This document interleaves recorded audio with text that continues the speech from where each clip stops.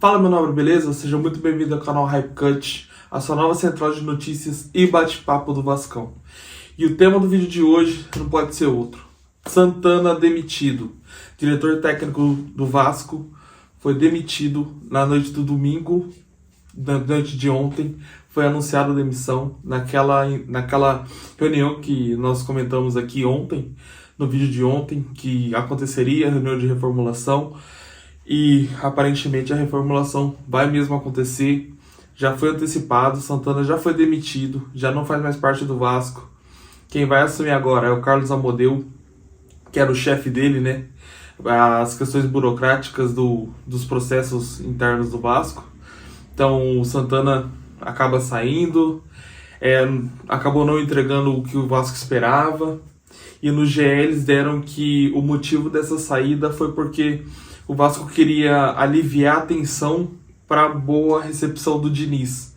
Ou seja, foi escolhido para ser a bucha do canhão, para o torcedor ficar mais calmo e o Diniz chegar com mais calma para o trabalho.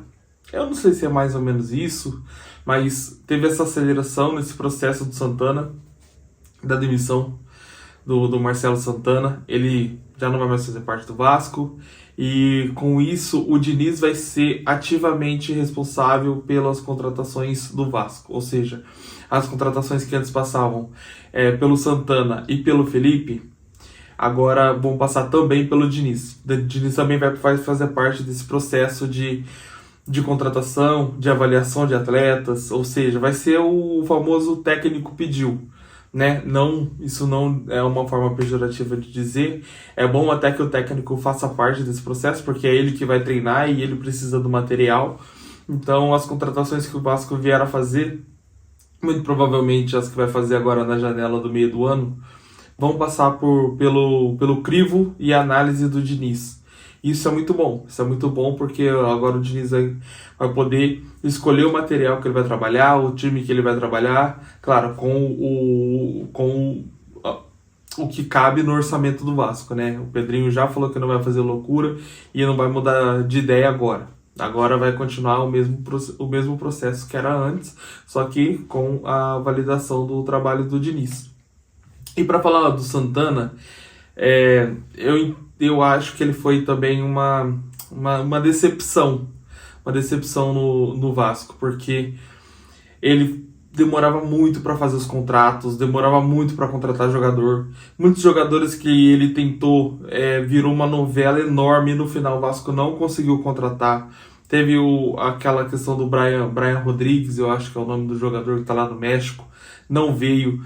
Teve a questão do Bruma também, que o Vasco tomou um baita de um chapéu do Benfica. E aí veio o Nuno. O Nuno é uma grata surpresa, mas o jogador que a gente esperava se contratar naquela época era o Bruma. E o Bruma acabou não vindo porque, sei lá, por falta de uma viagem, por falta de acelerar o processo, o Vasco confiou muito no jogador. E esse trabalho estava com o Santana. Era o Santana o responsável. Teve também aquele zagueiro lá da Argentina, do News Old Boys, que eles não quiseram vender pro Vasco porque teve um outro probleminha lá, mas que acabou enrolando, até que não dava mais tempo de contratar, e os caras passaram a gente para trás, né? Então, foram várias coisas que foram acontecendo aí no meio do trabalho do Marcelo Santana, que acabou prejudicando bastante ele, né, no cargo.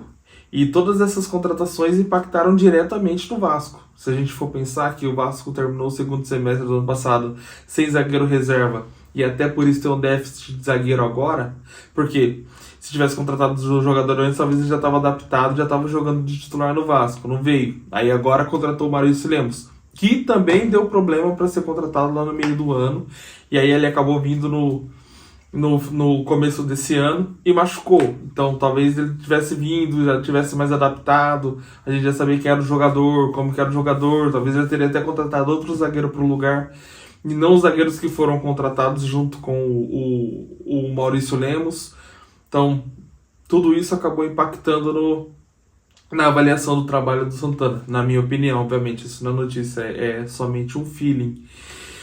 Então, eu acho que essa reformulação vai continuar, não vai parar no Marcelo Santana, terão outras cabeças a rolar, Então, essa guilhotina, o facão vai passar e vai ser duro. Vai ser duro para alguns ali na diretoria.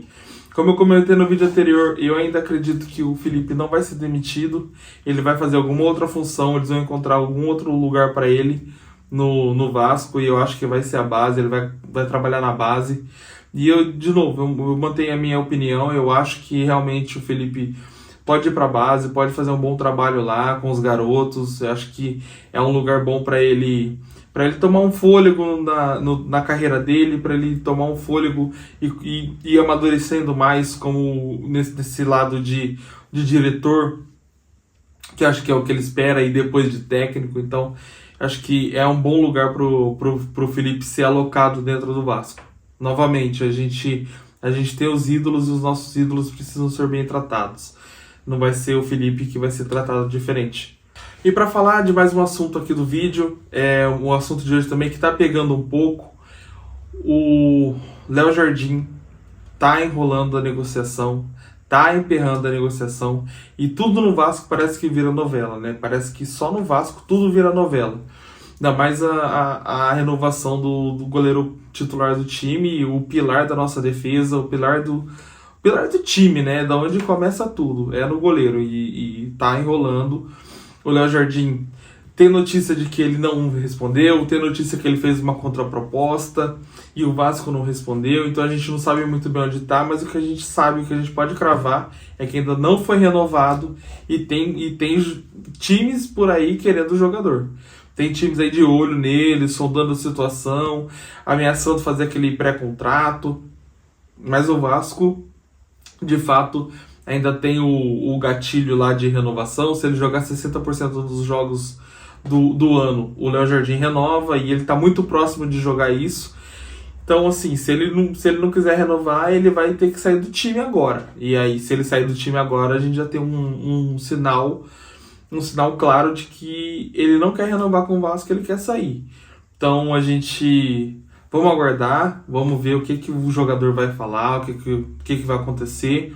Mas assim, se ele jogar o próximo jogo, beleza, a gente sabe que ele quer renovar. Se acontecer alguma coisa, ver alguma notícia, o Léo Jardim sentiu, o Léo Jardim foi poupado, a gente já sabe que não é bem poupado, e é esse problema da negociação que está enrolando, está emperrando, e ele vai acabar sendo negociado em algum momento. Então, espero que não. Obviamente, o Léo Jardim é extremamente importante para o nosso time, ele é extremamente importante para o clube, para o ânimo do torcedor, ele é o que traz segurança para a gente lá na defesa.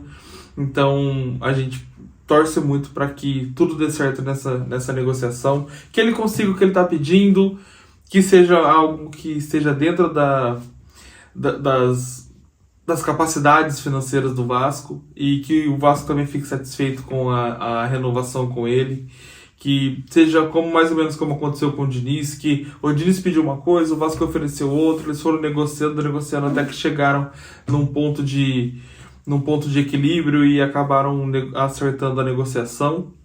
Então, vamos continuar torcendo, porque esse jogador é muito, muito, muito importante mesmo para o nosso time. Não tem dúvida nenhuma quanto a isso. E se você chegou aqui, meu muito obrigado novamente pelo seu tempo, pela sua atenção. Deixa seu like, comenta, compartilha com os amigos, se você tiver muitos amigos vascaínos. Se não tiver, não precisa, mas seu comentário é muito importante. Comenta o que você acha da demissão do Santana, o que você acha que vai ser os próximos passos, se mais alguém vai ser demitido, se algum jogador vai ser afastado. E muito obrigado novamente, de verdade, é muito importante o seu engajamento nesses vídeos, tá ajudando muito, a galera tá chegando. Novamente vou agradecer vocês, valeu, esse é o Hype Cut, tamo junto, abraço.